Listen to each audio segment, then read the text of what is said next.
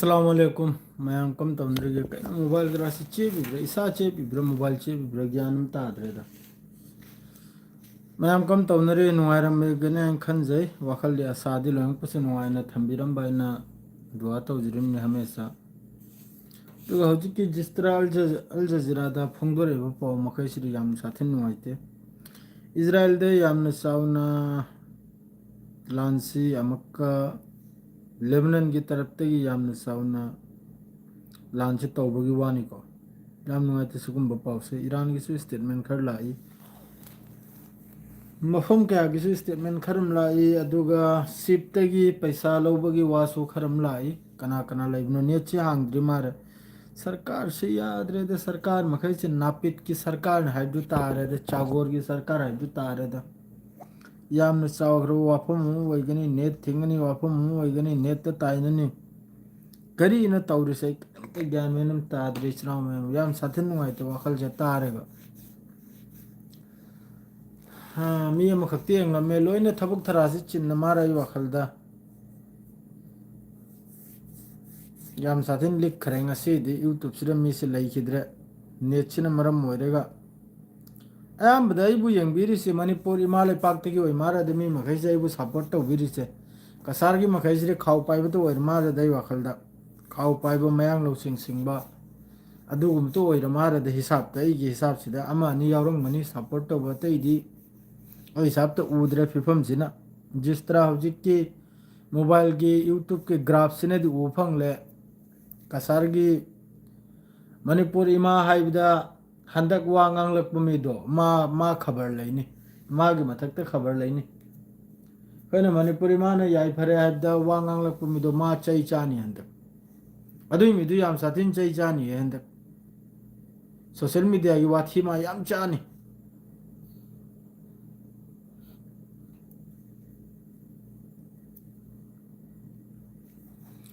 मरुप मंगा आमदी येंगली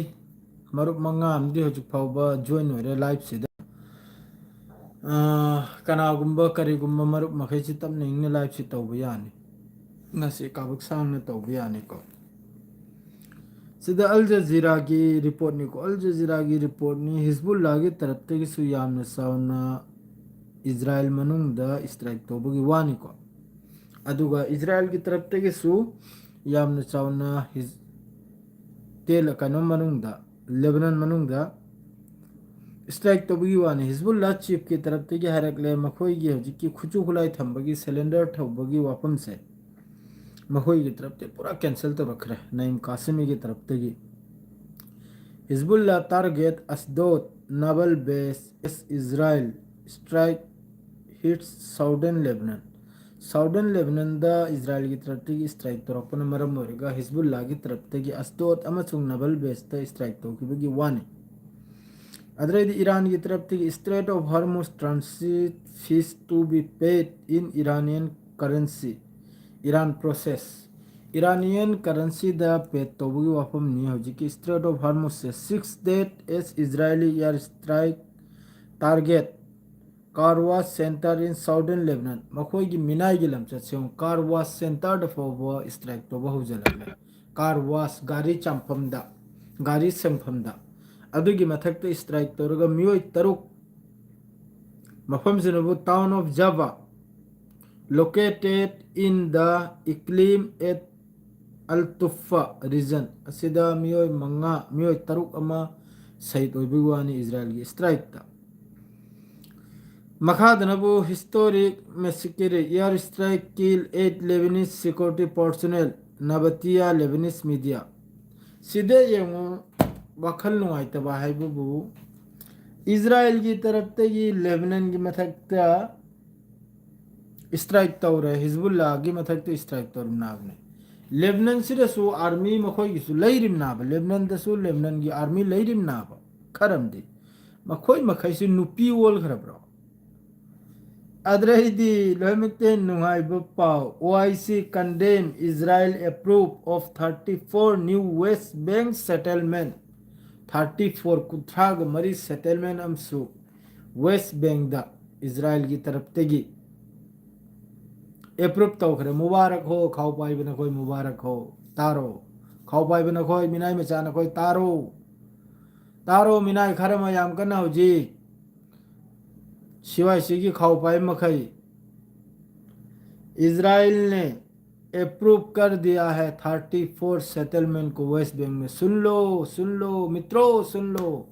34 settlement approve किया है वेस्ट बैंक में। और उसको ऊपर में OIC कंडेम जबान खर्चा कर रहा है, कंडेम करके OIC organisation of Islamic cooperation has condemned Israel approval of new 14 settlement. जबान खर्चा करो, कागज खर्चा करो, बस वहां तक सीमित है। उसको ऊपर में कुछ भी नहीं है। उसको ऊपर में थैला पकड़ो, बैग पकड़ो, चमचा पकड़ो, चाटो, बस चाटने के अलावा और कुछ नहीं है। 34 settlement West Bank the approve तो करे इजराइल की तरफ तक करी हायरू ने शांति नहीं माई कई मरीदा ईरान न हायरी जब तक लेबनान सिस्फेयर याउद्री फाउबा ईरान वारी सानरो है। ईरान कुनो सिस्फेयर की दमक तो वारी सानरो 24 आवर्स पीक रहे ईरान की तरफ ते 24 आवर्स की मनंग द करीगुम्बा लेबनान की मथकता इजराइल न लान तौब तारगदी ईरान लान अमका हन्न तौराय।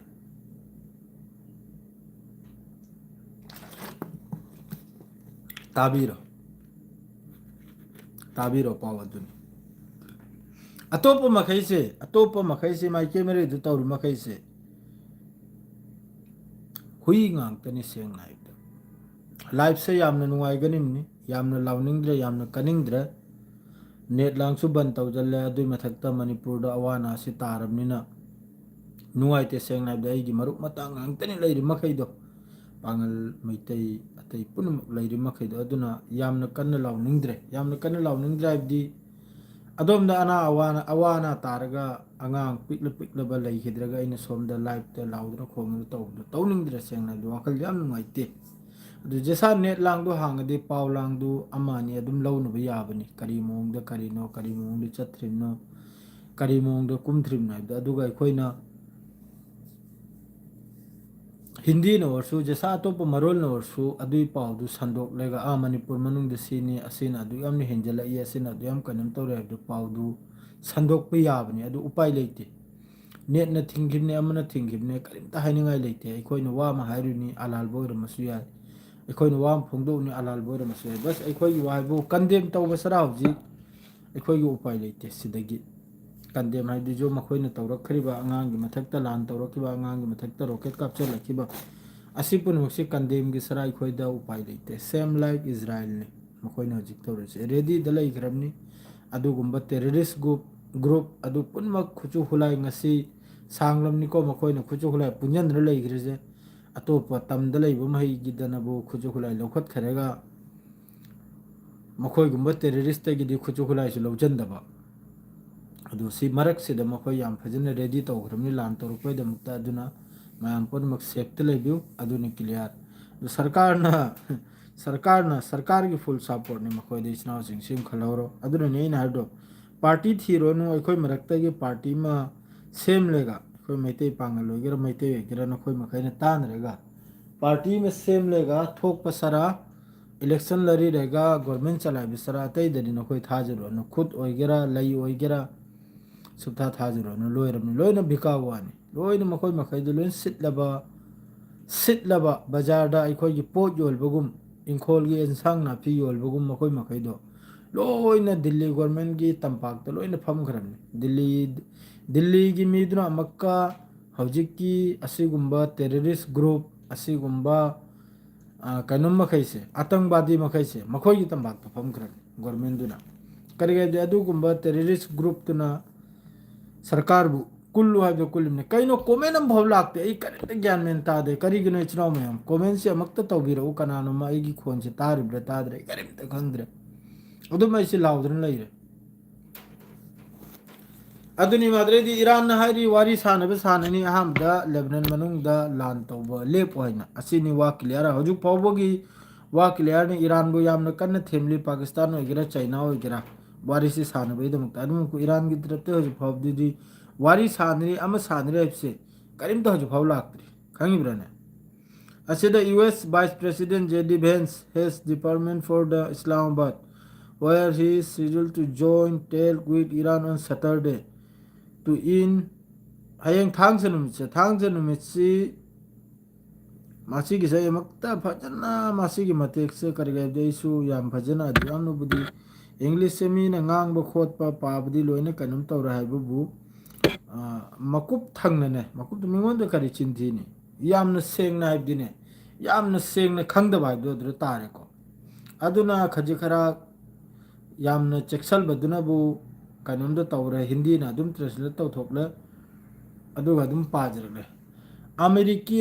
उपराष्ट्रपति जेडी वेंस इस्लामाबाद के लिए रवाना हो गए हैं जहां वे शनिवार को ईरान के साथ युद्ध समाप्त करने के लिए वार्ता में शामिल हो गए थांग से नुमित जेडी वेंस से सफर डलाइखरेसिनी थांग से नुमित इस्लामाबाद के सफर ड थोक रहे थांग से नुमित ईरान का हौजिक की लान से लोजलवे दमुक तो वारी सानी से वार्ता से पहले इजराइल ने लेबनान पर बमबारी जारी रखी है जिसमें बुधवार को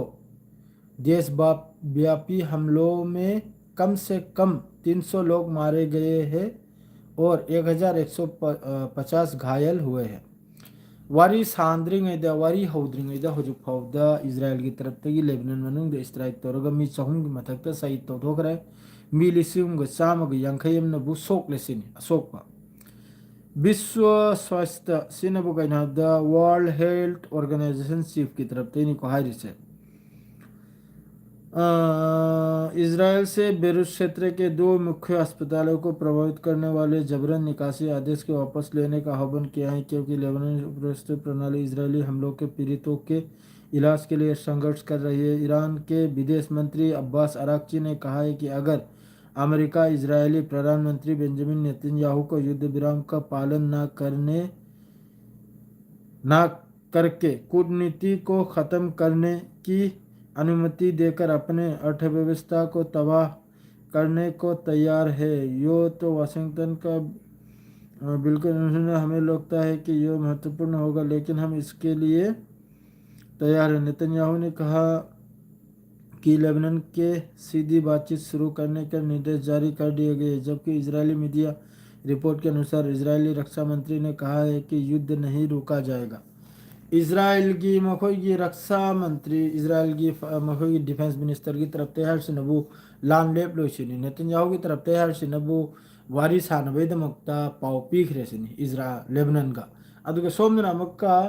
इजराइल की मखोई की डिफेंस मिनिस्टर ने हर से नबू लान लेप लो लान से लगातार तौनसिनी ईरान की तरफ तैयार से जब तक लान लेपते बाबा वारी में लेते सिनी लान हम लेप मथव तानी टोटली सिस्फायर लेबनान वगैरह रीजन से वगैरह अदुई मतुंगदा हयेंग से ईरान का वारी सानगदम लान लेप तारगदि असिदा नेतन्याहू नारी सिस्फायर की दमकता सिस्फायर तो बदमकता बातचीत की दमकता निर्देश जारी तौखरेसिनी अदरेदी इजराइल की मीडिया की रिपोर्ट की तरफ तगी न बुहारी से न वो इजराइल की रक्षा मंत्री डिफेंस मिनिस्टर की तरफ तगी युद्ध नहीं रोका जाएगा लान लेप यारोइसिनी असिने होजिकी मफम दे लाइसे होजिकता अदुग ईरान के एयरजीसी की स्टेटमेंट ने एयरजीसी की नहर से 24 आवर्स की मनुंग से करीगुंबा इजराइल ने लेबनान की मथक स्ट्राइक तो तारगदी ईरान की तरफ तक लान से हम कहरने से अदु फाउनी पाव से अतई दुनिया की अतई पाव पुनमक लोने फेकनी सीनी ओरिजिनल पाव सेंग हाइबदा अदु खक्तनी इसराव मया अदु लाइफ से आमने सांगहल लोगे करेगादी अदोमदा अना ये प्रोटेस्ट अमा मत तवरनिना अखोने सोमदा थोकलेगा कनम तवदु नुवाइत्रे वखल से याम साथे नुवाइते सिगी मतांग सिदा अखोय मैतै पांगल सु फिरेप अमदि लहौबना यामना फगनी तंजा सिदा फिरेप अम लहौबनादि याम फगनी करी नो अखोय सि करी डिसीजन तुंगदा चौकलैबा अंगांग नुबीगी दमक्ता अचुंबा लंबीदा लेपलेगा फाइनल डिसीजन अमदि अखोय सि करी नो अखोय न पामे से अदुगुंबगी एग्रीमेंट अमा अखोय सु तवोबा काननी अइगे हिसाबता जब हो अदुमको हजिक सो अखोय पांगल की लैरिबो ऑर्गेनाइजेशन कया प्रोटेस्ट तो वो हुई सोशल मीडिया दा पिकना थोकलक परिल कया अमा सरकार के अगेंस्ट सेंट्रल फोर्स के अगेंस्ट लंबी द थोकलेगा लाउबो खोंबो उई यामना फजब वफम नि फुल सपोर्ट नि अदुगुंबा चावरबो ऑर्गेनाइजेशन कया am ko haibre kare adu krak to ꯌꯥꯝꯅ ꯊꯥꯒꯠꯂꯤ ꯁꯤ ꯍꯥꯏꯔꯒ ꯁ꯭ꯋꯥꯏꯁꯤꯗ ꯑꯗꯨꯝ ꯂꯣꯏꯖꯔꯒ ꯂꯥꯏꯐꯁꯦ ꯁꯂꯥꯝ ꯑꯂꯩꯀꯨꯝ